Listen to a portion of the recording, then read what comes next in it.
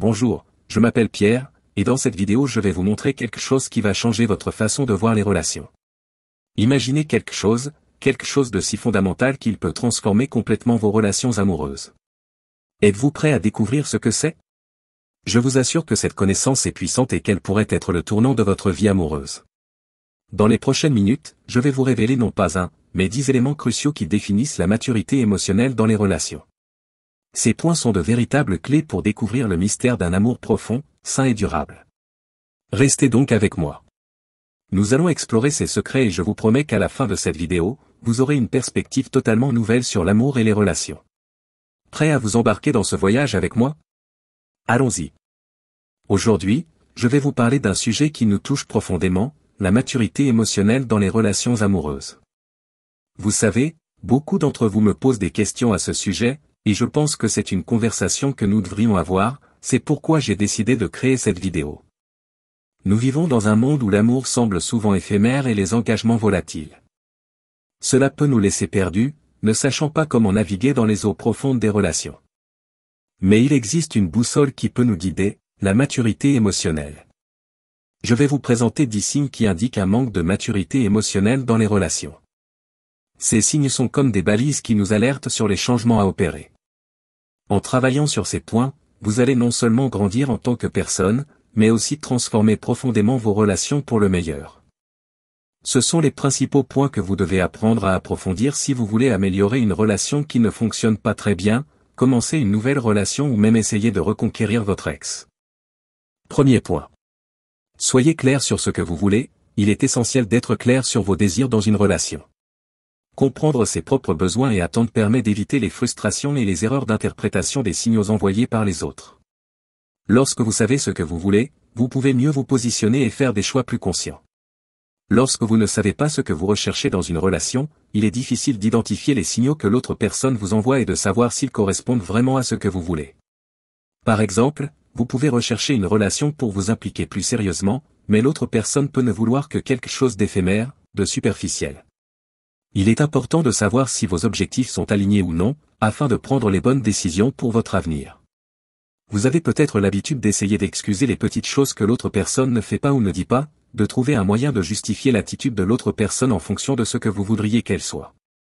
Mais ce n'est pas la bonne façon de gérer la situation. Si l'autre personne ne manifeste pas le même intérêt que vous, au lieu de chercher à vous excuser, vous devriez vous demander si la relation mérite d'être poursuivie ou si vous perdez simplement du temps dans une situation qui ne correspond pas à ce que vous recherchez vraiment. Si vous ne parvenez pas à une conclusion, parlez ouvertement avec l'autre personne de ce que vous voulez et demandez-lui ce qu'elle désire. De cette façon, vous pourrez tous les deux trouver une solution pour votre vie. Mais gardez à l'esprit que ce que la personne montre dans ce qu'elle fait est plus important que ce qu'elle dit. Les personnes intéressées montrent de l'intérêt, et vous devez être capable d'interpréter cela sans chercher d'excuses aux lacunes de l'autre personne. Deuxième point. Une communication claire et ouverte. La communication est l'âme d'une relation. Il est fondamental de parler ouvertement et honnêtement de vos sentiments, de vos désirs et de vos préoccupations. N'oubliez pas que votre partenaire ne peut pas lire vos pensées. Une communication claire évite les malentendus et renforce la relation. Si vous voulez quelque chose ou si vous avez des doutes à ce sujet, n'attendez pas que l'autre personne devine ce que vous voulez. Parlez, expliquez ce que vous attendez de l'autre personne. N'ayez pas peur d'exprimer vos souhaits. Le ressentiment et le doute peuvent miner votre relation et y mettre fin. Il vaut mieux expliquer ce que vous voulez que d'attendre que l'autre personne devine vos pensées. Troisième point. Évitez les jeux et la manipulation. Les jeux et la manipulation sont des signes d'immaturité émotionnelle. Dans une relation mature, les interactions doivent être basées sur la sincérité et le respect. Les jeux peuvent sembler tentants, mais ils ne servent qu'à créer distance et méfiance. La jalousie et les allusions lorsque quelque chose vous dérange ne fonctionnent pas. Lorsque quelque chose vous dérange, dites-le. Parlez-en et réglez le problème une fois pour toutes, sans jouer de jeu. J'espère que cette discussion sur la maturité émotionnelle dans les relations vous apporte quelque chose. Si c'est le genre de contenu qui résonne en vous, j'aimerais avoir votre soutien. Faites une petite pause, abonnez-vous à la chaîne et cliquez sur « J'aime ». Non seulement cela m'aide à vous proposer plus de contenu comme celui-ci, mais cela signifie aussi beaucoup pour moi personnellement. Votre abonnement et votre like sont incroyablement importants pour la poursuite de mon travail ici. Maintenant, continuons et plongeons encore plus profondément dans les secrets d'une relation amoureuse, mature et épanouie. Quatrième point. 5 heures. Reconnaître et admettre ses erreurs. Admettre ses erreurs n'est pas un signe de faiblesse, mais de force et de maturité. Ne pas reconnaître ses erreurs quand on les commet ou essayer de justifier toutes ses actions, aussi insignifiantes soient-elles, est un autre signe d'immaturité. Une personne adulte reconnaît ses erreurs lorsqu'elle les commet ou lorsqu'elle y est confrontée, mais elle n'a pas besoin de justifier chacun de ses actes. De la même manière, vous devez exiger que l'autre personne se justifie lorsqu'elle commet une erreur, mais pas qu'elle rende compte de chacun de ses actes. Vous démontrez ainsi votre volonté d'apprendre et de vous améliorer, ce qui est essentiel dans toute relation saine. Cinquième point. Indépendance émotionnelle. La dépendance émotionnelle peut être néfaste. Une relation saine est constituée de deux personnes complètes et indépendantes qui choisissent d'être ensemble. Lorsque vous attendez ou exigez trop d'attention de la part de l'autre personne, cela témoigne d'une immaturité émotionnelle. L'autre personne a sa propre vie personnelle et professionnelle, que vous devez respecter en n'exigeant pas trop d'attention de sa part. Cultivez votre propre vie et vos propres intérêts au-delà de la relation, car cela vous rendra moins dépendant émotionnellement de l'autre personne. Si vous centrez toute votre vie sur votre relation, vous en souffrirez. La relation n'est qu'une partie de votre vie.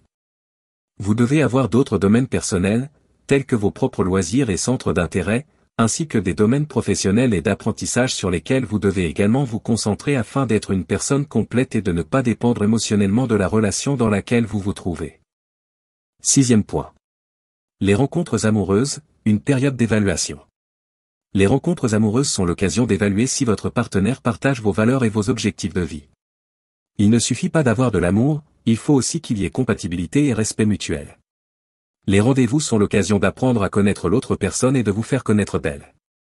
C'est comme lorsque vous commencez un travail pour voir s'il vous convient.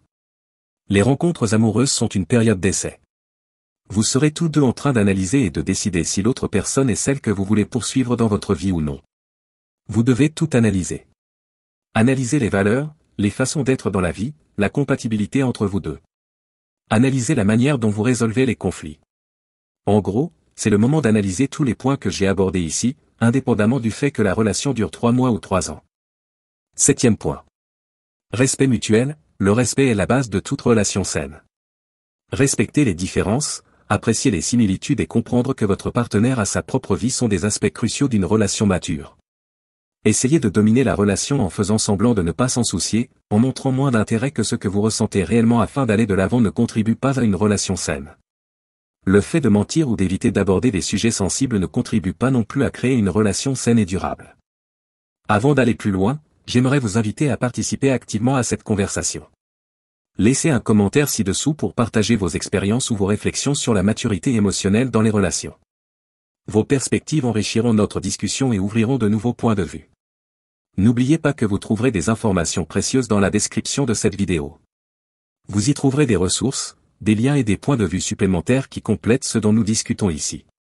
Par ailleurs, si vous souhaitez soutenir la chaîne pour me permettre de continuer à créer du contenu comme celui-ci, vous trouverez un lien dans la description pour contribuer.